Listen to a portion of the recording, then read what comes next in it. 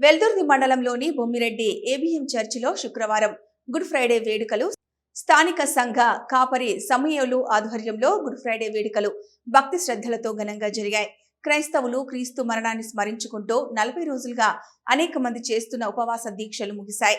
శుక్రవారం ఉదయం 10 గంటల నుంచి సాయంత్రం 3 గంటల వరకు క్రీస్తు మరణాన్ని గుర్తు చేసుకుంటూ చర్చిలో పాటలతో ప్రార్థనలతో ప్రారంభమయ్యాయి. అనంతరం యేసుక్రీస్తు సిలువలో పలికిన 7 మాటలకు సంబంధించి సంఘ క్రైస్తవ సహోదరులు మాట్లాడారు. ఈ సందర్భంగా చర్చ్ పాస్టర్ సమూయేలు మాట్లాడుతూ మానవాళి కోసం యేసుప్రభు చేసిన కృషి త్యాగాలను క్రైస్తవ సోదరులకు వివరించారు. క్రీస్తు సిలువలో పలికిన 7 మాటలు క్రైస్తవ మార్గంలో నడుస్తున్న వారికి ఎన్నో ఆధ్యాత్మిక సత్యాలను నేర్పిస్తాయన్నారు. ప్రతి ఒక్కరూ సత్య మార్గాన్ని అలవర్చుకోవాలన్నారు. తల్లిదండ్రుల పట్ల బాధ్యతగా వ్యవహరించాలని సూచించారు.